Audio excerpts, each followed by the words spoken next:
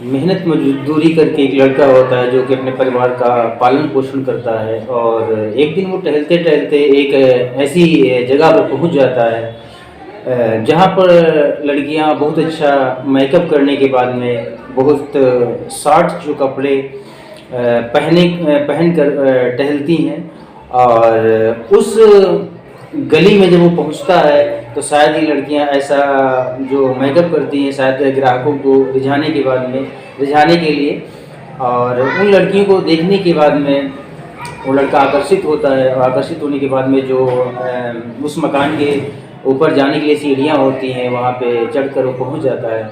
और चढ़ने के बाद में पहुँचने के बाद में वो वहाँ पे को बहुत सारी ऐसी लड़कियाँ होती हैं जो मेकअप करके तैयार खड़ी हुई होती हैं, और जो कि उम्मीद से कहीं ज़्यादा जो शॉर्ट्स कपड़े होते हैं वो पहने हुई होती हैं। लेकिन उनमें से दरअसल एक लड़की का चुनाव करना होता है, और वो लड़की का चुनाव करने के बारे में सोच ही रहा होता है, तब तक उसकी नज़र एक लड़की पे पड़ती है। तो उस लड़की पे नज़र पड़ने के बाद में उसके पैरों की तले की ज़मीन होती है वो खसक जाती है, और ठीक ही ऐसा ही वाक़या उस लड़की के साथ में ही होता है। उस लड़की की नज़र जब लड़के पे पड़ती है तो वो भी अचंभित हो जाती है, और अचंभित होने के बाद में वहाँ पे तो दोनों कुछ भी नहीं कहते हैं, और उस लड़की को पाने के लिए जो एक तय रकम होती है वो रकम का भुगतान करने के बाद में वो लड़का उस लड़की को लेकर के लड़की के रूम में जाता है, और रूम में पहुंचने के बाद में उस रूम का दरवाज़ा बंद कर दिया जाता है। और उस लड़की की जो दास्तां होती है जब उस लड़के को सुनाई जाती है तो लड़का सुन कर के रोने लगता है और अपना सर पकड़ के ज़मीन में बैठ जाता है। और बैठने के बाद में फिर उसके लड़की के द्वारा एक ऐसे घटनाक्रम और एक ऐसे काम को अंजाम दिया जाता है जिसकी प्रशंसा एक नहीं कई अखबारों के माध्यम से मीडिया में प्रकाशित होती है, और उससे जब मीडिया के कर्मचारी उससे सवाल जवाब करते हैं और पुलिस के जो आला अफसर होते हैं उससे जब उसके बारे में जानकारी लेते हैं और उसके बारे में तहकीकात करते हैं, तो लोगों को विश्वास नहीं होता है कि एक लड़का जो एक बहुत मिडिल परिवार से एक लड़का होता है, काम करने वाला, जो दूसरों के दुकानों पर रह के काम करता है, और वो अपनी समझदारी से और अपनी होशियारी से दलदल में फंसी हुई लड़कियों को किस तरह से उसने बचाया होगा। तो मित्रों, आज की कहानी के माध्यम से हमें जानने का प्रयास करेंगे कि दरअसल कुछ लड़कियां जो कि मजबूर होती हैं, और उनसे आज के समय में लड़के जो अच्छी तरह से बातें करते हैं, मीठी बातें करते हैं, लोग लुभावन बातें करते हैं, और किस तरह से अपने जाल में उनको फंसा लेते हैं, उसके बाद में उनकी ज़िंदगी नर्क जैसी बना देते हैं, और फिर वो ना चाहते हुए भी अपनी ज़िंदगी को मजबूर होकर जीती हैं। मित्रों नमस्कार, शास्त्री अकाल, आदाब, राम राम। मैं मुकेश मिश्रा। मित्रों, मेरे इस न्यू एपिसोड में आप सभी लोगों का बहुत बहुत हार्दिक स्वागत, अभिनंदन और आत्मीयता के तौर पे बहुत बहुत प्यार आपको। मित्रों, अगर आप सब लोग मेरे चैनल पे नए हैं तो आपसे रिक्वेस्ट है कि जो मेरा यूट्यूब चैनल है उसको प्लीज़ आप सब्सक्राइब कर लें, क्योंकि आपके सब्सक्राइब करने से मेरे को हौसला और अफजाई मिलेगा, और आपके एक सब्सक्राइबर बढ़ने से हमारी कहीं जो एपिसोड क्रिएट करते हैं उससे क्रिएट करने में हमको हौसला अफजाई मिलेगा। मेरा भी मन है जो 100 में 100% लगेगा, और अपनी सिटी का कमेंट जरूर करना ताकि हम नेक्स्ट एपिसोड में आपका नाम ले सकें और आपके बारे में बता सकें। मित्रों, आज की जो सच्ची घटना है वो सच्ची घटना प्रारंभ होती है पश्चिम बंगाल का एक ज़िला होता है 24 परगना, और 24 परगना का रहने वाला एक लड़का होता है जो कि साल 2 दिसंबर 2017 में उत्तर प्रदेश का एक ज़िला होता है मुजफ्फरनगर में एक सराफा की दुकान होती है, उस पर काम करने के लिए आता है, और वहाँ कुछ ही दिन उसको काम किए हुए होते हैं। उसके बाद में उसका जो मालिक होता है वो उसको मेरठ में एक सराफा की जो बाज़ार होती है वहाँ पे भेजता है कुछ सामान लाने के लिए। तो दरअसल जो मेरठ की सराफा मार्केट होती है वहाँ पे जाने का जो रास्ता है वो कबाड़ी बाज़ार से होके जाया जाता है, और जो कबाड़ी बाज़ार है मित्रों वो रेड लाइट का एरिया पड़ता है, और वहाँ पे कुछ वेश्यावृत्ति जैसे काम भी होते हैं।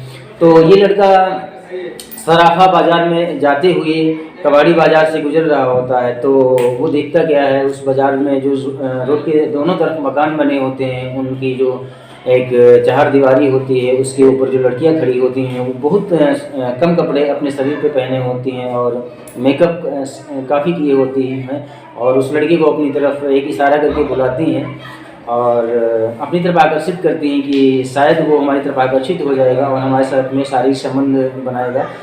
लेकिन उसी में एक लड़की आती है, वो उस लड़के को पहचान लेती है और उसके पास में एक कागज़ पे लिख के एक कुछ उसके पास फेंक देती है। तो फेंकने के बाद में जब उस कागज़ को वो लड़का उठाता है तो उठाने के बाद में उसमें लिखा होता है कि दरअसल कि आप रात के तकरीबन 8 बजे मेरे से मिलने के लिए आना और मैं आपसे मिलना चाहती हूँ। तो ये जो एक पत्र होता है उसको उठा लेता है। उठाने के बाद में ठीक उस दुकान पे जाता है जिस दुकान पे उसके मालिक ने उसको भेजा होता है, सर्राफा की दुकान पे। लेकिन वो तय समय के अनुसार शाम के 8 बजे फिर उसी को उठा, जो कबाड़ी बाज़ार होता है उसी को उठा, किसी सीढ़ियाँ होती हैं उन पे उसी कमरे में दाखिल होता है। जाके दाखिल होने के बाद में जिस लड़की से इसकी मुलाकात होती है, तो मुलाकात होने के बाद में वो लड़की जब इसको देखती है और ये लड़का उसको देखता है तो लड़का सर पकड़ के बैठ जाता है, रोने लगता है। और उसके बाद में वो लड़की जो दास्तान इसको सुनाती है तो इस लड़के के पैरों की तले जो ज़मीन होती है खिसक जाती है। और दरअसल वो लड़की जिस तरह से बैठी होती है और उसके पड़ोस में उसका जो ये लड़का होता है जिसका रिश्ते में भाई लगता है, ये भी बैठा हुआ होता है। और जाहिर सी बात है कोई भी व्यक्ति अगर उस कमरे के अंदर जाता तो वो देखते ही पहचान जाता कि जो इस सब व्यक्ति की एक रिलेशंस होती है, वहाँ पे वो रिलेशंस नहीं आ रही थी। वो रिलेशंस ऐसी नज़र आ रही थी जैसे परिवार में एक बहन अपने भाई के साथ में बैठ सकती है। और इसी बीच दरवाजे का गेट खुलता है। गेट खुलने के बाद में एक लड़की उस कमरे में दाखिल होती है। दाखिल होने के बाद में इन दोनों लोगों का जो बैठने का एक तरीका होता है, नज़रिया होता है, उसको देख के वो तुरंत समझ जाती है कि शायद ये जो लड़का आया है कस्टमर नहीं बल्कि कोई और है। और वो उससे कहती है कि आप लोगों के बीच में क्या चल रहा है, मेरे को सच्ची सारी कहानी बताओ, नहीं तो जो कोठी की मालकिन है उनसे सारी मैं कहानी बयां कर दूँगा। ऐसी बात सुनने के बाद में वो लड़का उसको समझाता है। जो हकीकत के तौर में वहाँ पे पहले से लड़की होती है जो कि इसकी रिश्ते में बहन होती है, उसकी सारी कहानी बताता है। और कहानी बताने के बाद में जो अंदर लड़की दोबारा आती है उसको भी विश्वास दिलाता है कि आप सब लोग परेशान ना हो और मैं आप सब लोगों को इस दलदल से, इस नर्क रूपी ज़िंदगी से किसी न किसी तरीके से बहुत जल्दी छुटाने का प्रयास करता हूँ।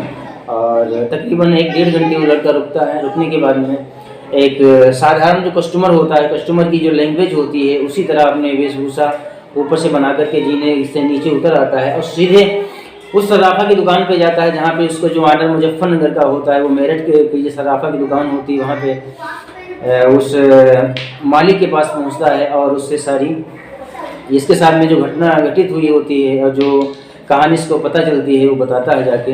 और बताने के बाद में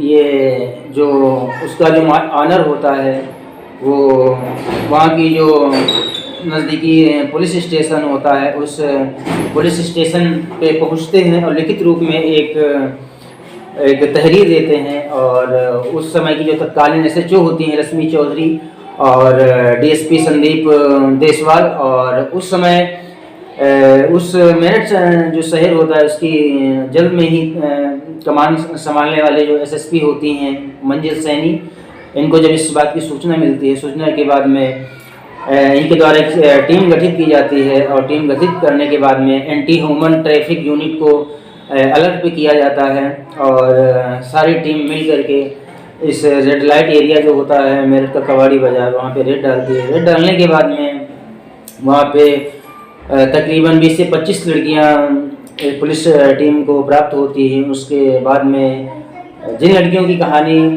निकल के सामने आती है वो सभी को भाव करने वाली होती है, तो संभवतः सभी लड़कियों को उनके घर तक भेज दिया जाता है, उनके परिवार के लोगों को सूचित किया जाता है। और इसी बीच में ये जो लड़का होता है जिसकी बहन ये होती है, जिसका नाम सबीना होता है, ये इससे पूछा जाता है तो ये पुलिस को कुछ ये कहानी बताती है। दरअसल वो स्कूल जा रही होती है और स्कूल से आ रही होती है, शाम का टाइम हो गया होता है। उतने टाइम में एक काले रंग की कार आती है और उसके पास में रुकती है। उसको ज़बरदस्ती कार में डाल दिया जाता है। विष्णु नशीला पदार्थ होता है जो उसके रुमाल होता है जो उसके मुंह, चेहरे और नाक पर रख दिया जाता है। उतने में वो बेहोश हो जाती है। लेकिन उसके बाद में जब उसकी आँखें खुलती हैं तो वो अपने को मेरठ में पाती है, ऐसी दास्तां उसके साथ में घटित होती है। और आए दिन न चाहते हुए भी उसको कुछ ऐसे हार्मोनल इंजेक्शन दिए जाते थे, जिससे जो सेक्सुअल आदमी की प्रवृत्ति होती है, कैपेसिटी होती है, वो बढ़ जाती है और उसके बाद में उसको बाध्य करके आने वाले ग्राहकों के साथ में शारीरिक संबंध बनाना पड़ता था। इसके बाद में उस लड़की के परिवार के जो सदस्य होते हैं पश्चिम बंगाल 24 परगना जो ज़िला होता है, उनको सूचित किया जाता है और उसके बाद में उसके माता पिता आते हैं, उनके सुपुर्द में उस लड़की को कर दिया जाता है। और अपनी लड़की को जब ऐसी स्थिति में देखते हैं तो काफ़ी रोते हैं और बिलखते हैं। उनको विश्वास नहीं होता है कि शायद हमारी लड़की के साथ में ऐसा भी कभी हो सकता था। और उस लड़के का भी वो शुक्रगुजार मनाते हैं कि जिस लड़के ने इस लड़की को छुटाने में काफ़ी प्रयास किया है और मदद किया है। और इसी के साथ में एक कहानी और जुड़ी होती है मित्रों। जो लड़की रूम के अंदर घुसती है, बाद में उस लड़की की कहानी कुछ इस प्रकार से होती है। दरअसल एक पश्चिमी जो बांग्लादेश होता है उसका एक ज़िला होता है बोंगरा, और बोंगरा की रहने वाली लड़की होती है शकीला। पहली जो लड़की होती है जिसका नाम सबीना होता है और ये शकीला, दोनों काल्पनिक नाम है। जाहिर सी बात है किसी भी कहानी को सुनाने से पहले जो उसके मेन पात्र होते हैं उनका जो रियल नाम होता है, हकीकत का नाम होता है, वो नहीं लिया जाता है। अगर जो उनका नाम लिया जाए तो शायद उनकी आत्मा को कहीं पर से कष्ट पहुँचे। और कोई भी यूट्यूबर ये करना भी नहीं चाहेगा अपनी ज़िंदगी में कि किसी का जो रियल नाम हो वो एपिसोड के तौर पे, कहानी के तौर पे बयां करे। तो इस लड़की का नाम शकीला होता है और ये मार्केट जाती है कुछ सामान लेने के लिए, और इसकी एक साल पहले शादी हो जाती है। शादी होने के बाद में इसको एक लड़का भी हो जाता है। और जब भी मार्केट में सामान लेने के लिए जाती है, दरअसल शाम हो जाती है और शाम होने के बाद में जब अपने घर के लिए लौट रही होती है तो रास्ते में एक जंगल पड़ता है। तो जब ये जंगल से गुजर रही होती है तो उसको एक आदमी मिलता है और वो आदमी इससे बहन करके बात करता है। तो जाहिर सी बात है जब कोई व्यक्ति किसी लड़की से बहन करके बात करेगा तो नेचुरली है कि उस आदमी को विश्वास हो जाता है उस पर। लेकिन वो जो आदमी होता है जो इससे बहन करके बात करता है, वो इसको ले जा कर के सीधे अपनी गाड़ी होती है वहाँ पे ले जाता है और उसको एक नशीला पदार्थ होता है चाय में पिला के दे देता है। ये बेहोश हो जाती है और गाड़ी में डालने के बाद में सीधे इसको कोलकाता में लेके जाता है। और जब इसकी आंखें खुलती हैं तो उसका काफ़ी विरोध भी ये लड़की करती है, लेकिन शायद सब कुछ चाहते हुए भी अकेले थी, उन चीज़ों का विरोध नहीं कर पाती है और इसको हार्मोनल इंजेक्शन देना प्रारंभ किया जाता है। और हार्मोनल इंजेक्शन देने के बाद में इसमें जो सेक्स की एक प्रवृत्ति होती, काम वासना जो होती है वो जागृत होती है। और ना चाहते हुए भी तकरीबन 30 से 40 जो व्यक्ति होते हैं, उनसे कस्टमर होते हैं, उससे इसको मिलना पड़ता है, संबंध अपने साथ में बनाना पड़ता है। इसको तकरीबन पश्चिम बंगाल की जो राजधानी कोलकाता होती है वहाँ तकरीबन 6 महीने रखा जाता है। और फिर इसके बाद में इसको मुंबई भेज दिया जाता है। मुंबई में भी ये तकरीबन 6 महीने रहती है और वहाँ पर भी इसको हार्मोनल इंजेक्शन दिए जाते हैं। और साधारण से जो एक दाम्पत्य जीवन होता है उसमें अगर पति पत्नी के बीच में सेक्स होता है तो उसमें भी साधारण सेक्स में भी शायद महिला को एक अजीब प्रकार की कभी कभी पीड़ा होने लगती है। लेकिन आप सब लोग इस चीज़ को गहराई से समझ सकते हैं कि किसी लड़की को ना चाहते हुए भी उसको हार्मोनल इंजेक्शन देने के बाद में विवश करके तकरीबन 30 से 40 कस्टमर के साथ में शारीरिक संबंध बनाना पड़े तो शायद उस महिला और उस लड़की की कंडीशन, उसकी दशा शब्दों में बयान नहीं की जा सकती है। इसके साथ में ये कुकृत्य रूपी जो कुकर्म होता है वो होता रहता है और फिर इसके बाद में इसको दिल्ली ट्रांसफ़र कर दिया जाता है उसी दलाल के माध्यम से। और दिल्ली में भी ये तकरीबन 6 महीने रहती है। दिल्ली का जो जीबी रोड एक रेड लाइट एरिया है, वहाँ पे इसको 6 महीने रखा जाता है। वहाँ पर भी इसको आए दिन तकरीबन 30 से 40-50 जो कस्टमर होते हैं उनके साथ में इसको रात 11-11, 1-1 बजे तक शारीरिक संबंध बनाने पड़ते थे। हालांकि इस बीच में इसने कई बार चाहा कि ये वहाँ से अपनी जान बचाकर निकल जाए, लेकिन शायद उस कोठे में जो दलाल होते हैं, उसकी जो मालकिन होती है, उनका सख्त इतना पहरा होता है कि शायद न निकल सकी। और उसके बाद में फिर इस लड़की को, जो कि शकीला नाम की ये लड़की होती है जो बांग्लादेश की रहने वाली होती है, इसको अंततः मेरठ का जो रेड लाइट एरिया होता है कबाड़ी बाज़ार, वहाँ पे इसको भेजा जाता है। और इसके साथ में जो वेश्यावृत्ति का धंधा है वो इससे कराना प्रारंभ कर दिया जाता है। और आए दिन इसके साथ में जो मेकअप होता है वो इससे कराया जाता है, और काफ़ी शार्ट जो कपड़े होते हैं वो इसको पहनाए जाते थे, और हार्मोनल जो दवाइयाँ होती हैं उनका इसको यूज कराया जाता था, उसको चाय के साथ में दिया जाता था, और कभी कभी इसको इंजेक्शन भी दिए जाते थे। अब इंजेक्शन लेने के बाद में जब आदमी की जो एक काम प्रवृत्ति होती है वो बढ़ जाती है, और वो ना चाहते हुए भी ये सोचता है कि शायद किसी भी व्यक्ति के साथ में संबंध बनाया जाए, ऐसी उसकी मानसिकता हो जाती है। और तकरीबन 1 साल इस मेरठ के कोठे पे भी वो रह कर के जो कस्टमर होते हैं उनके साथ में इसको शारीरिक संबंध बनाना पड़ता है, और ठीक इसके जीवन में यही घटनाक्रम चल रहा होता है। इसी बीच जो है पश्चिम बंगाल का एक लड़का होता है जो कि सराफा की दुकान पे काम करने के लिए आता है, उसकी नज़र जब उस कोठे पे पड़ती है, जब उस रास्ते से गुजर रहा होता है सराफा की दुकान पे जाने के लिए, और उसी बीच जो वो लड़की होती है सबीना, वो इसको एक कागज़ पे एक चिट्ठी लिख के नीचे फेंकती है, जिसमें वो कहती है कि रात 8 बजे आप मिलना आके। ठीक जब वो मिलने के लिए जाता है तो उसके सामने जब इस घटनाक्रम का खुलासा होता है तो वो रोने लगता है और कसम खा लेता है कि हम अपनी इन दोनों बहनों को बचाने का प्रयास करेंगे, और फिर उसके बाद में अपने मालिक के पास में जाता है।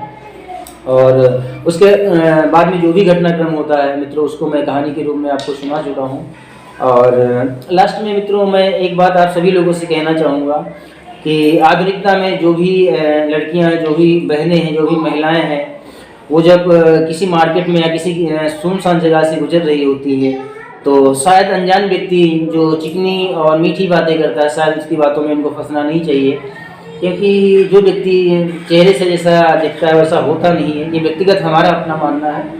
तो मित्रों अपना ध्यान रखें, और कभी भी किसी व्यक्ति की लोक लुभावन जो बातें होती हैं उसमें न फंसें, और इतनी दूरदर्शिता पैदा करें कि आदमी की गंभीरता में चोटी को पहचानें।